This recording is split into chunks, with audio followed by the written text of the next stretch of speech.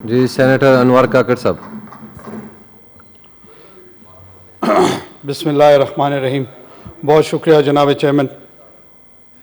उसी रवायती अंदाज में जो पेशावर के शुहदा हैं जो कि नमाज की अदायगी के लिए गए थे, शहीद होने के लिए नहीं गए थे, लेकिन नतीजतन बदकिस्मती से एक ऐसे माशरे का हिस्सा हैं जहाँ पे लोग जाते तो इबादत के लिए हैं और शहादत के रुतबे पे मनसब पे फ़ाइज़ होकर उनकी लाशें लौट के आती हैं। ये अलमिया है, ये बाइस फ़िक्र है। और मैं बहुत ही तुंदई से और संजीदगी से चाह रहा था कि हमारे जितने कोलीग्स, खुसूसी तौर पर मुशाहिद हुसैन साहब और इरफान सदीकी साहब हॉल से निकल रहे हैं, इन दोनों से मेरी गुजारिश है कि मेरी भी बात सुनें। जी तशरीफ़ रखें, अनवर साहब बुला रहे हैं। और क्योंकि मैंने अपने तमाम सीनियर ज़ुअम्मा को बहुत संजीदगी से सुना है। सर, मुझे फ़िक्र है कि हम कहीं इंटेलेक्चुअल पावर्टी से तो नहीं गुजर रहे, हम कहीं अपनी इमेजिनेशन में तो फेल नहीं हो रहे हैं। मईशत तो हमारी जो है सो है, उसकी सूरत हाल तो हम सब के सामने है, लेकिन फ़िक्री अंदाज में भी हम बैंक्रप्सी का शिकार होते जा रहे हैं। इसमें कोई शक नहीं है कि अफ़गान जहाद के हवाले से या रिलीजन और पॉलिटिक्स के हवाले से हमारे यहाँ उमूमी तौर पर एक centre of the right thought process है और एक centre of the left thought process है। कुछ लोग मज़हब को सियासत का हिस्सा समझते हैं और दुरुस्त जानते हुए उसमें बाकायदगी से हिस्सा लेते हैं, और कुछ उस तर्ज़ फ़िक्र से इख्तिलाफ़ रखते हैं। टेररिज्म के हवाले से हमारे अंदर जो उलझाव और कन्फ्यूजन आता है, बसा औकात ये जो हमारी आइडियोलॉजिकल बेंडिंग है, ये जो हमारा पॉन्शा है, इंक्लिनेशन है, ये भी बायस एक बन रहा होता है। अगर हम उसको फैक्चुअल बेसिस पे एग्जामिन करें तो लिबरलिज्म का सिंबलिज्म शहीद बेनज़ीर भुट्टो इन्हीं टेररिस्टों के हाथों शहीद होती हैं, और दूसरी तरफ शेखुल हदीस मौलाना हसन जान, वो भी इन्हीं टेररिस्टों का, जो कि देवबंद के उलमा के तर्जुमान रहे, जो कि देवबंद के उलमा के एक मैं समझता हूँ एक फेदर था उनके कैप में, वो भी शहादत के मनसब पे इन्हीं खारजियों के, इन्हीं रेडिकल एक्सट्रीम लोगों के हाथ जाते हैं। बशीर बिलोर से लेके सिफत गयूर शहीद तक 80,000 में से किस किस का नाम हम लें? They were all living entities with the loved ones. वो शौहर भी थे, माओ में से भी थे। शबाना एक हमारी स्वात की पुलिस कांस्टेबल थी जिनको इन बदबख्तों ने इसी तरह शहीद किया, और कई लोग थे। जहाद और अफगान जहाद की वजह से क्या हम इस मखमसे और इस क्वैगमायर का शिकार हुए हैं, इसको बड़े ओपन माइंड के साथ एग्जामिन करना चाहिए। कमाल की बात यह है, मैं अपने सीनियर हजरात के सामने ये नुक्ता रखते हुए, कि इसी ईरान की रियासत ने इस जहाद को सपोर्ट किया, अफगान जहाद को सपोर्ट किया, लेकिन उन्होंने इस चीज़ को सफ़र नहीं किया। जिन रियासतों ने इस अफगान जहाद को अपोज किया, इराक और सीरिया, वहां पे वो नाकाम रियासतों की तरफ चली गई। लोग कहते हैं कि खुदकुश हमलावर, वली नसर साहब मुशाहिद हुसैन साहब के बड़े दोस्त हैं, उन्होंने एक किताब लिखी इनएविटेबल नेशन। वो कहते हैं अफगान जहाद के दौरान CIA with its $100 billion budget was looking for one individual to take a truck full of explosives और सालंग टनल को वो एक्सप्लोड कर सके। In other words, they were looking for one suicide bomber and they could not find one। ये देवबंदियों का जहाद था, ये इन radical लोगों का जहाद था, जिसको मैं और आप खड़े होकर आज यहां कंडेम कर रहे हैं। लेकिन post 9/11 excuse me, middle east से ये फिनोमेना, बहुत से दोस्तों ने कहा कि खुदकुश हमलावर, हमने इसका नाम भी नहीं सुना था।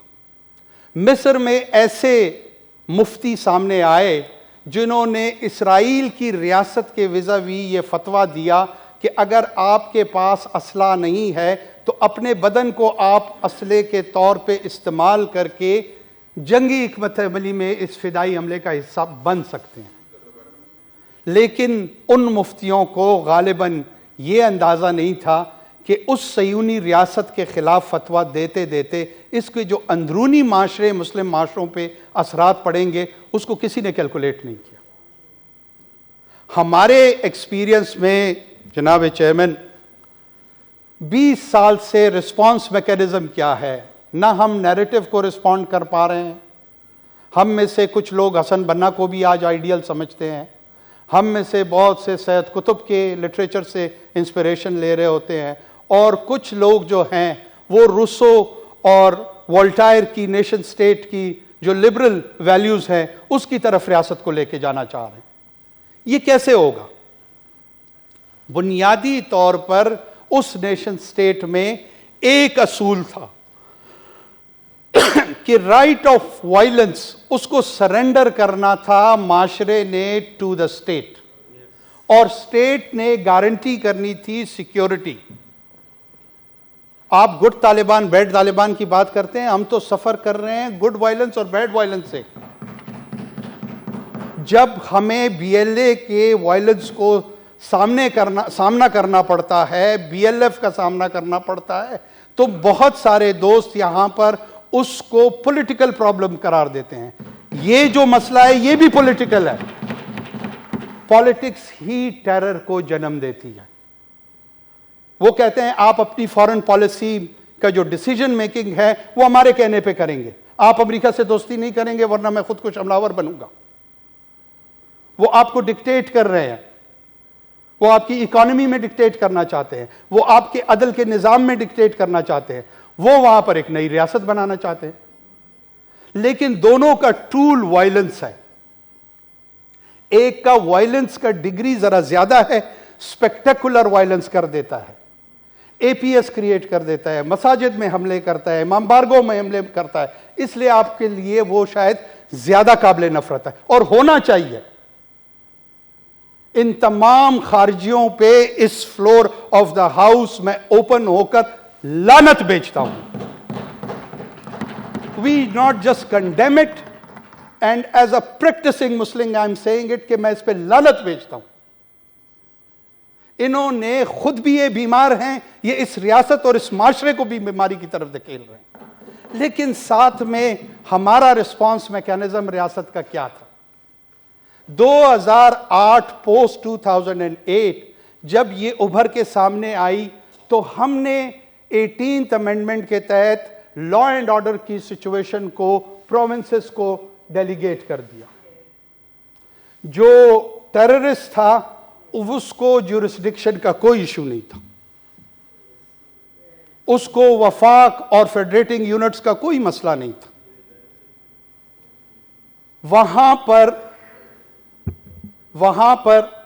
वहां पर जो उनका रिस्पांस मैकेनिज्म था या उनका इनिशिएटिव था, बल्कि रिस्पांस मैकेनिज्म तो हमारा होना चाहिए था, उनका इनिशिएटिव वजीरिस्तान से लेके सखर तक एक था।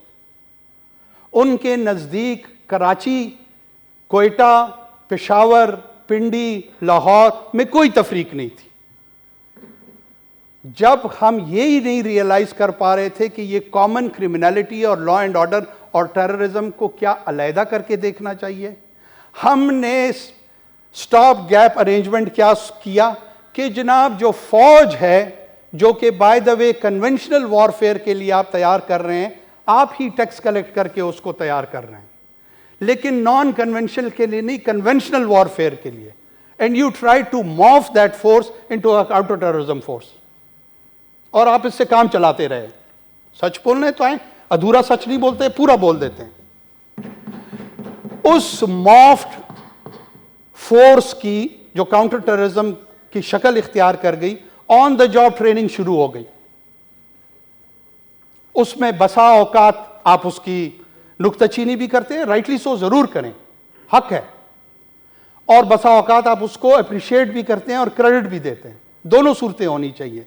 लेकिन ये ऑनस्लॉट डोमेस्टिक है, इंटरनल है, आप हिंदुस्तान ने हमला नहीं किया, आप पे चाइना ने हमला नहीं किया, ईरान ने नहीं किया, अफगानिस्तान की रियासत ने नहीं किया। ये एक इंटरनल ऑनस्लॉट है।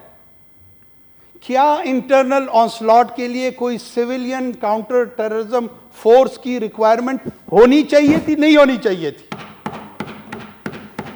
दोनों टूल रियासत के पास मौजूद है, नेगोशिएशन की भी मौजूद हैं और एप्लीकेशन ऑफ फोर्स की भी मौजूद है। बहुत सारे लोग समझते हैं कि हम मुज़ाकरात के मुखालिफ हैं। बहुत सारे लोग शायद ये समझते हैं कि तमाम लोग एप्लीकेशन ऑफ फोर्स के ही हामी हैं। नहीं, ऐसा नहीं है। कंक्लूड करें प्लीज, क्योंकि 10 नहीं, मैं आज नहीं कंक्लूड करूंगा जनाब चेयरमैन, आज मुझे बोलने दें। ये मैं बाकी अपने साथियों से दरख्वास्त करूंगा, प्लीज मैं एक संजीदा डिबेट जनरेट करना चाह रहा हूं। आपका अगर नंबर आप दे दो इस इसको। डिबेट में संजीदा नहीं है तो I leave this house please. मैं आपसे रिक्वेस्ट कर रहा हूं। देखें, मैं महीनों में नहीं बोलता हूं इस ऑफिस, इस फ्लोर पे। काइंडली देखें, अगर मेरे दोस्त मुझसे तंग हो रहे हैं, मैं निकल रहा हूं।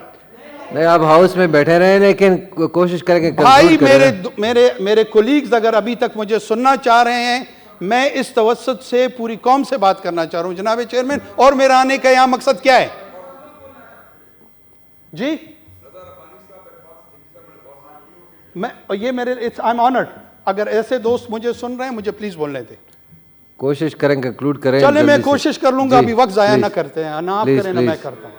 I am honoured sir. मैं जनाब वाला ये ऑनस्लॉट इंटरनल है। ऑनस्लॉट इंटरनल है।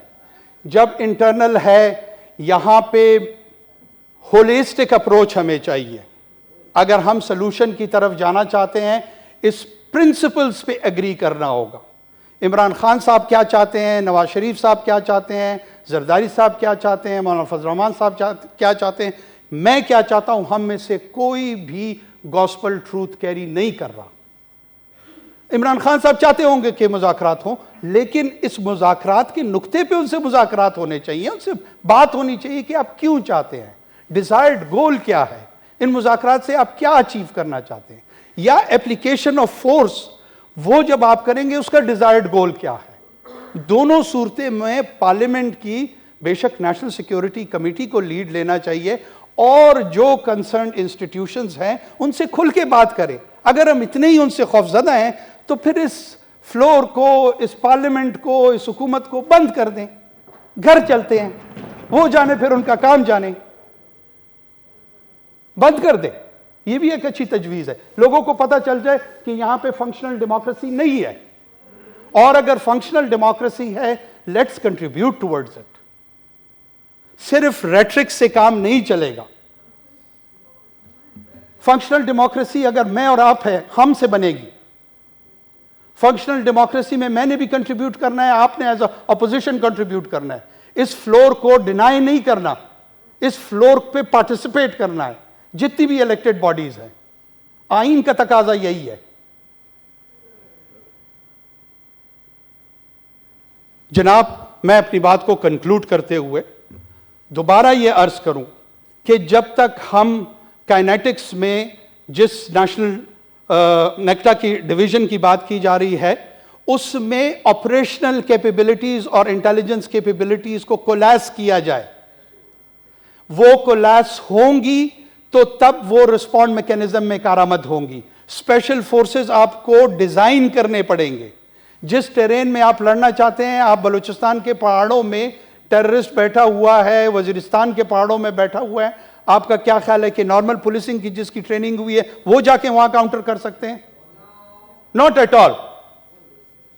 उसके लिए आपको स्पेशलाइज्ड फोर्सेस को डिजाइन और डेवलप करना पड़ेगा। It's high time.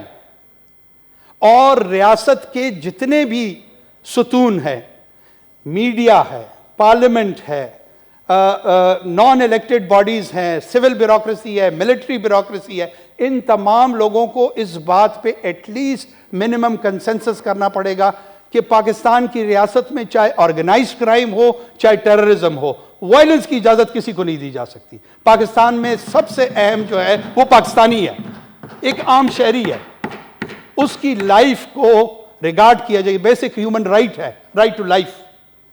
तो राइट टू लाइफ को इंश्योर करने के लिए हमें जो है अपने थॉट प्रोसेस को जनरेट करना पड़ेगा। जनाब चेयरमैन, आप मेरी तरफ बहुत गहरी नज़रों से देख रहे हैं और मैं बात को इख्तसार करते हुए, मुख्तसर करते हुए आपका मशकूर हूँ कि आपने मुझे एक्स्ट्रा टाइम दिया, और अपने कोलीग्स का भी मशकूर हूँ कि इन्होंने भी सुना। थैंक यू, बहुत थैंक यू जी, शुक्रिया। Thank you ji.